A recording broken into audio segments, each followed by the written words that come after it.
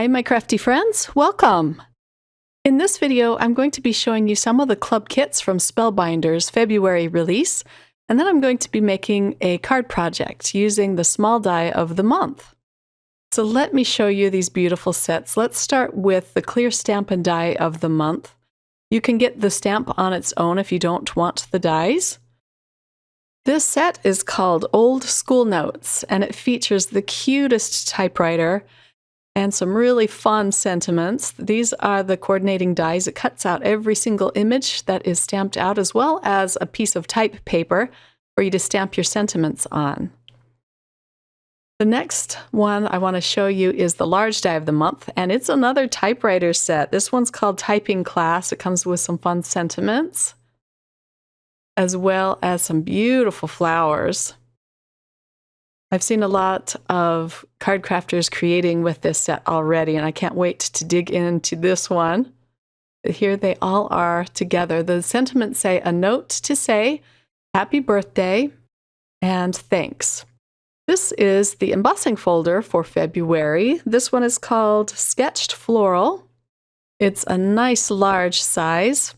And then here's a set I'm going to be playing with today. This one is called Oval Stitch and Border.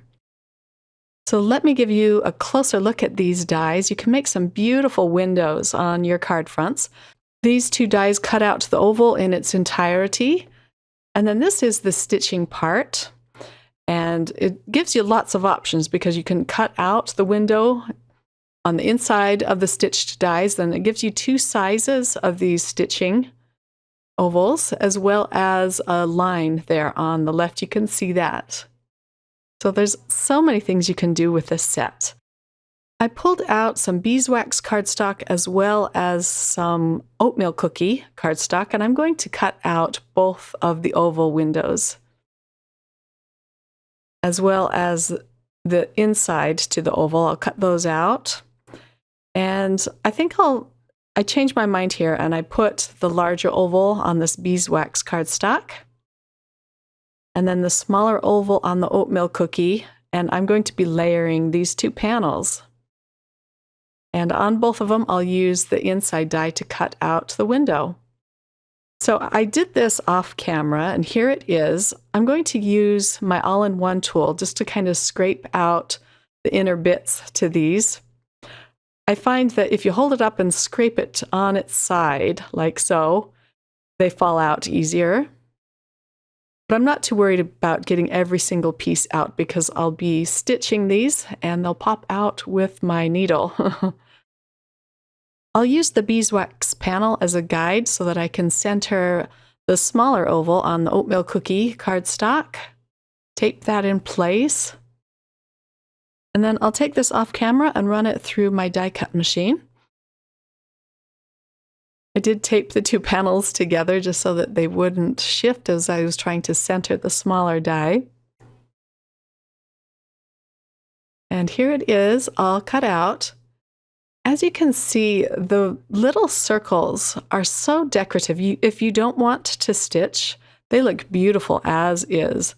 But I'm always one that likes to do a little bit of stitching on my card fronts. And then I wanted to show you these negative pieces. They almost have a deckled edge to it. I thought these were really cute to use on a different card, so I'm going to save those. So here's my container of embroidery floss, and I'm going to pick out some colors. I decided to go with a purple for this yellow cardstock, since they're complementary colors. The top one's kind of a cool tone, so I decided to use kind of the warm purple. And then for the oatmeal cookie cardstock, I'm going to use an orange. And then I found this variegated kind of yellow and orange, so I'm going to use that for the smaller window. I'll pull out my embroidery needle, and I'll just do a little bit of stitch work for you. This does take a little bit of time to do, so I'm not going to do it all, but I am going to embroider one flower just to show you how I put these together. So I'm going to cut off a length of embroidery floss, and these have 6 little strings to them. So I'm going to pull these apart so that I just have 3. Otherwise it's too thick to fit through these little flowers. I just kind of go slow to pull it apart or else it gets all tangled up. Now I can thread my needle, and I like to pinch it between my fingers and just kind of press it through the eye of the needle. So I'll go through the back of my card to the front in any hole, it doesn't matter which. Then I'll flip it over and I'll tape this into place. A lot of crafters glue it, but I like to tape mine into place. Not only is it faster to do, but I think it's more secure this way. And then I'll just trim off the end of this. And now for the stitching. This is so relaxing and fun. I love to do this. Okay, so I came back up through the back again and kind of went the wrong way here, so I'll push this back through, start over again. Now, I'm going in one of the circles around the main circle in the middle, then I'll go up through the middle, and then just go around the flower like this. The shorter your string is, the easier it is to do, and it won't get knotted up as easily. However, you will have to change out your string more often. This isn't a very large window to embroider around, so I only had to change my thread out once. I find that the most difficult part about this is selecting your colors, not only of the cardstock, but of the embroidery floss. There are so many options. Okay, I'm almost done with this first little flower, and then I'll move right into the flower next to it, and I embroidered a little dash line in between the flowers. It just looked cute connecting these flowers. Here's a close-up look. I'll do the rest of this off camera, and then once I'm done, I'm just going to tape all of these into place. Here's the beeswax cardstock with the purple embroidery floss as well. I'm using a piece of Barely Peach cardstock behind this oatmeal cookie cardstock to stamp out a sentiment.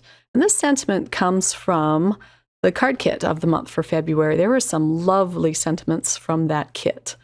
And this one just says, "Sending loving thoughts." I'll stamp that up with some VersaFine Onyx black ink. And I do end up stamping this out twice. And here it is all done. Such a pretty font on that sentiment. Here's the set of sentiments from the card kit of the month as well as the dies. Now I can start putting this card together. So on the back of this panel, you can see all of the tape I used for the embroidery floss. I'm just going to use a little bit of dot liner to attach this to the Barely Peach cardstock. I'll just line up the corners. And then the yellow cardstock, the beeswax cardstock, I popped up with some foam pieces to add a little dimension to this second window.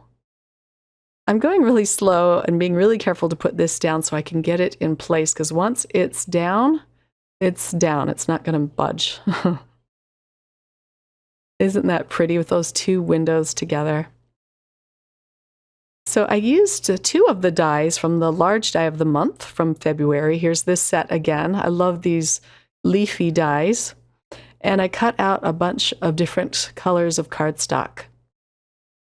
I'm going to use a piece of the Barely Peach cardstock first to just kind of tuck that behind the first window panel after I get a lot of glue spread everywhere, making kind of a mess there. Oh well, it's going to be hidden with more of these leaf images. Okay, now for the purple, I believe this is Lavender Fusion. It matched really well with my purple and embroidery floss. The green is Rainforest, and the orangey yellow one is Saffron. I wanted it to be a little bit darker than my beeswax panel. I decided to add a twine bow. This is actually it's a burlap bow, and I'm using a micro dot as well as a little dot of glue to secure this at the bottom of my leaves. It's very subtle, but it just needed a little something more there. And then I pulled out some crystal mix gems to add a few of these around this panel. I use these gems a lot from Spellbinders, so I keep them in their own separate little tray so I can just pull them out. Let's attach this to a top folding landscape card base. And here's a close-up look at the finished card. I had so much fun with these embroidery dies. And again, you don't even have to embroider these. They're just beautifully decorative all on their own. So I'll have some more videos coming out soon using the other club kits from Spellbinders' February release. I hope you enjoyed this video, and thanks so much for spending some of your time with me today. Have a wonderful day, everyone. Bye.